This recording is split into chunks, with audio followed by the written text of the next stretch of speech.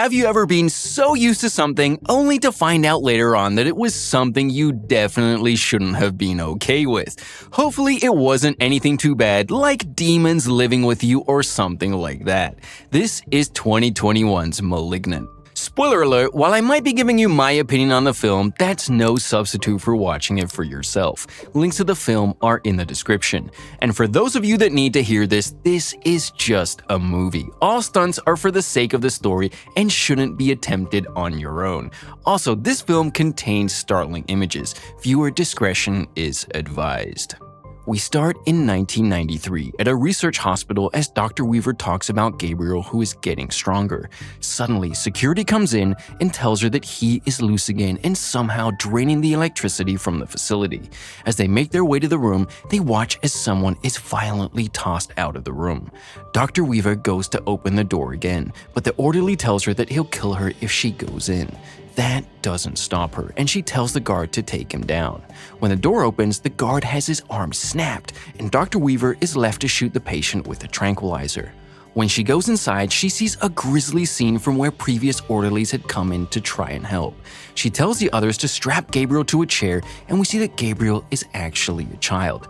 Okay, so it is a child, but a creepy skeletal fetus child. I'm actually more disturbed by the design than the abilities and murder. What is it? Gabriel speaks through the radio and tells him that he'll kill them all, and Dr. Weaver tells her partner that it's time to cut out the cancer. Then this epic theme song plays through the opening credits, and I immediately open my Spotify to add this to my liked songs. I will now be listening to this when I work out or sit or write my own stuff. This is epic gold, and I'm still not even sure what I'm watching. I thought it was about demons, but apparently this is a cancer of some sort that affects people in different ways. We'll see. Flash forward to the present, and we see Madison comes home after a long day of work. She is pregnant, and she seems to be having pains associated with it. When she makes it to the bedroom, she finds her husband Derek watching TV. When she explains that she's home early because the baby is giving her trouble, he decides to get really personal about what he thinks. Apparently, he doesn't want her to keep being pregnant because they've had multiple miscarriages. The way he tells her this, though, makes it seem like he's blaming her for all of it. It's dirty commentary for sure. Then he slams her head against the wall so hard that I thought her head exploded. It was just a wall, but still. Derek rushes out to get some ice, and Madison locks the bedroom door. When she slides down to the ground, we see that she is bleeding a lot from her head. He comes back and tries to apologize through the door, but the damage is done for now. That night, Madison goes to sleep in bed, and Derek sleeps on the couch downstairs.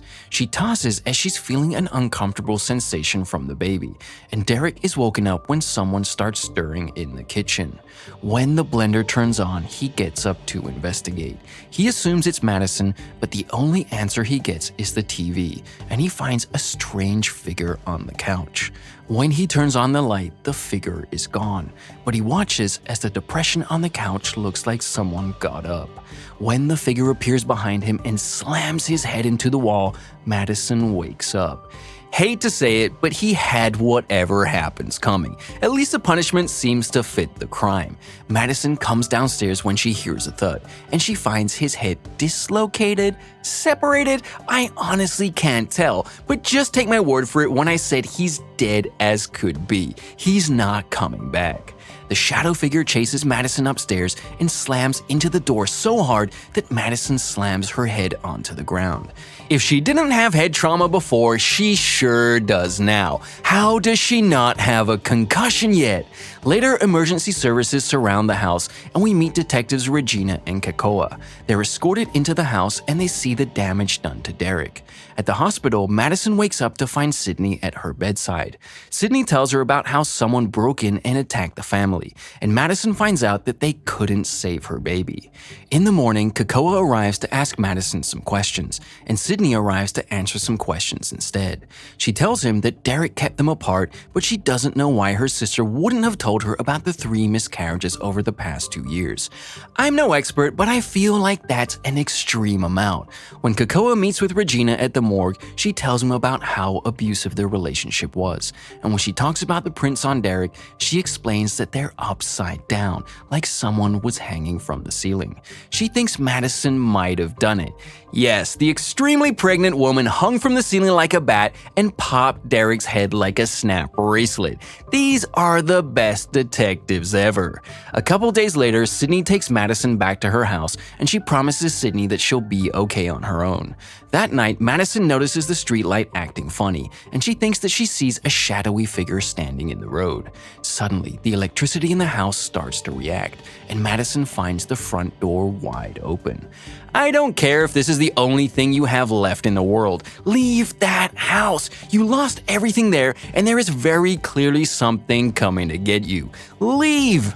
Instead, Madison runs upstairs and locks herself in the nursery. In the morning, she installs all sorts of locks and bars in the house, and Sydney comes to visit. Sydney ends up having to come through the window when Madison notices her, and Madison explains the deadbolts everywhere. She even shows Sydney the giant hole in the wall from where Derek smashed her head like a pumpkin. Madison goes on to talk about how she missed the baby, and how she just wants to have a biological connection to something. Then she goes on to drop the drama bomb on Sydney that Madison was adopted by her parents when she was 8. Sydney literally looks like her entire world was just wrecked. I didn't expect that either, honestly.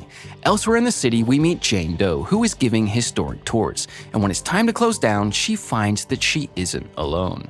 When she goes to investigate, she is chased by something in the dark, but she makes it to the light switch. That's not enough to save her though. Something leaps down on her and she wakes up tied to the rafters of an abandoned attic ceiling. The figure that took her has the radio turned on, and Gabriel speaks to her about how he's been waiting for this. But first, he has to get Dr. Weaver. Just then, at Dr. Weaver's house, she gets a phone call from Gabriel, and after he hangs up, she goes to get the medical records she kept concerning him. She finds a photograph, and we cut to Madison's house that night. She's going around the house handling normal chores, but something seems to be stalking her still. The more the electricity crackles and shorts out, the more she starts reacting to the high-pitched buzzing she hears randomly. Then this creepy old lady appears on the other side of her washing machine door, and I never want to wash clothes again. That's enough of this for me. Thank you very much. Apparently, Madison is getting a vision of what's going on at Dr. Weaver's house. The figure that took Jane Doe appears and throws Dr. Weaver around, and when Gabriel is heard on the radio, the doctor doesn't believe this can be possible. The figure takes a conveniently pointy award and kills the doctor with it. At that moment, Madison comes to in her own house again. In the morning, the detectives are at the doctor's house, and they're tying this murder to the Derek murder. Meanwhile, the figure took the murder weapon award and filed it into a brass killing tool. Back at Madison's house, Sydney is caring for Madison as she throws up and tells her sister about the vision.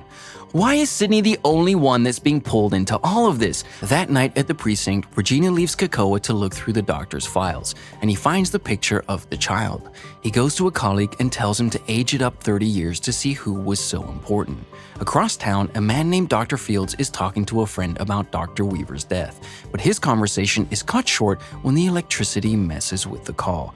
Yup, he's a goner. I feel like anytime someone new is shown, they're just the next one on Gabriel's list. Safe assumption seeing how he dies within minutes of us meeting him. You can tell this is a James Wan movie too. The mastermind behind Saw is still giving us a variety of kill styles even without all the tests and traps. I love it. At the same time, Madison is getting a vision of Dr. Fields as he is murdered by the figure. When she wakes up screaming, Sydney barges in to help calm her down. Later, they go to the detectives to explain the visions, and they take them to the doctor's apartment to prove that she's telling the truth. When the detectives get to the apartment, they're amazed to find the exact scene that Madison described. When they get back to the station, Madison gives them a description of who she saw for the sketch, and when she goes to the bathroom, she answers an unknown call. I don't even answer the phone when it says unknown number now. In what world do you think I'd be answering it after all this haunting crap? It turns out to be Gabriel, and he calls her by her real name, Emily. He tells her that he's always been there with her, and he promises that he's just getting started. When she goes back out, she quickly grabs Sydney and leaves. Just then, Kakoa looks at the picture he had aged up, and it looks just like Madison. Madison and Sydney go to see their mother, Jean, and she asks her about whether she had a sibling from her original mother. Then she asks her about Gabriel, and the mom plays a tape of one of her birthdays. During the video, Madison can be seen talking to her imaginary friend, Gabriel. Exorcise her! Or here's a better one. How about we check out that giant gash that's still bleeding on the back of her head? It's like that opened up a mental portal back to Gabriel. Back at the station, Kakoa finds secret flash drives in the doctor's books, and they contain video logs of Dr. Weaver talking about Madison's encounters. Kakoa finds out the name of the third doctor that was consulting at the time, and Madison starts to have visions of Dr. Gregory at the same time. Kakoa rushes to the apartment, but he finds a bloody mess in the tub. At the same time, Madison is still watching, and she tries to call out to Kakoa. He can't hear her though, and the attacker leaps on him. They engage in a chase, and Kakoa follows him into an underground area. You've gotta be dedicated to justice or dumb as a box of rocks to chase after someone in these places without calling for backup or anything. You might as well be chasing ghosts in catacombs. Speaking of, that reminds me of a movie I might do soon. He gets a good look at the guy, but he gets away. The next day, the detectives go to Madison's house to mention all of the research they found, and Kakoa mentions a therapist that would help her remember repressed memories. She agrees to meet her, and they delve into her past. She remembers when she was adopted and how Gabriel was with her the whole time. The therapist asks about Gabriel, and Madison mentions one of the times that Gabriel tricked her into almost killing Sydney when she was still in the womb. Suddenly, Madison goes into a fit, and they have to pull her out. Madison remembered that she shut Gabriel out after Sydney was born, but for some reason, he's back. None of this is comforting. Usually when you piece together bits of a mystery, you feel a little better. Not this one. Leave me in the dark and let me die in mysterious peace. Oh, to top it all off, Jane Doe cuts herself loose from the ceiling and falls through the floor. Guess where? If you guessed that she would fall through the floor and land right in front of everyone in the house right now, you'd be right. But I'd also call you a liar for saying that you knew that. Never crossed my mind. This is great. Now that the house and Madison are connected to the crimes in an undeniably creepy way, they arrest Madison when they find the coat, the weapon, and everything that connects her to the murders. When they sit her down for questioning, Gabriel calls and introduces himself and admits to everything.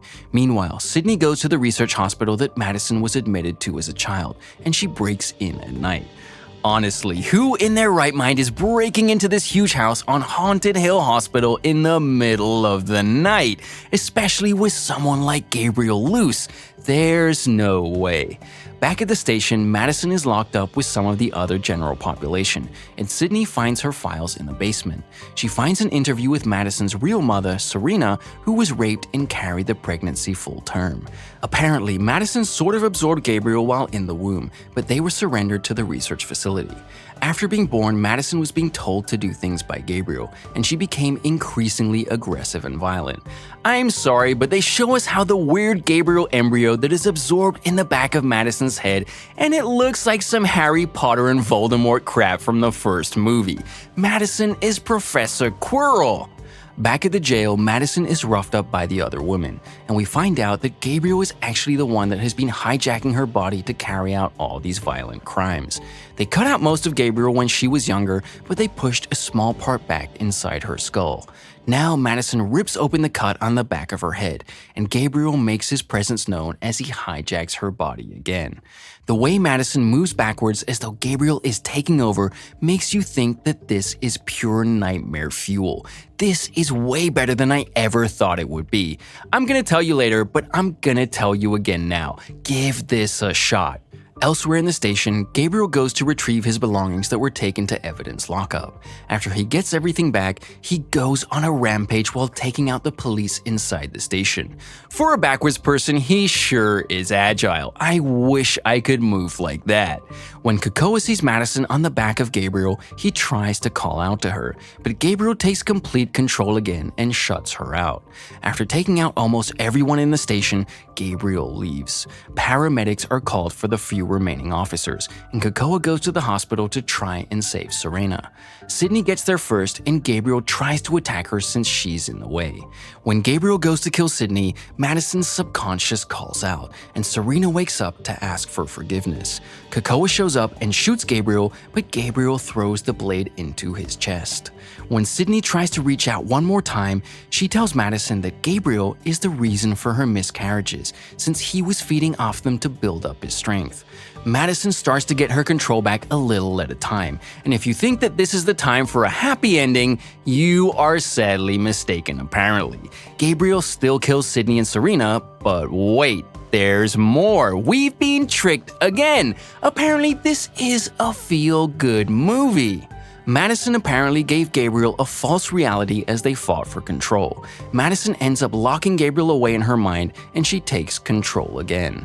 Madison helps Sydney and looks at her mother smiling from the bed. Then the credits roll. This was fantastic. It has been a while since a good horror movie came around. I'm not saying this is horror movie of the decade, but definitely a contender for the year of 2021. Give it a shot. Thank you for watching, and I hope you enjoyed the video. Don't forget to like and subscribe for more like this one. Comment what you think I should watch next, and I'll see you in the next video.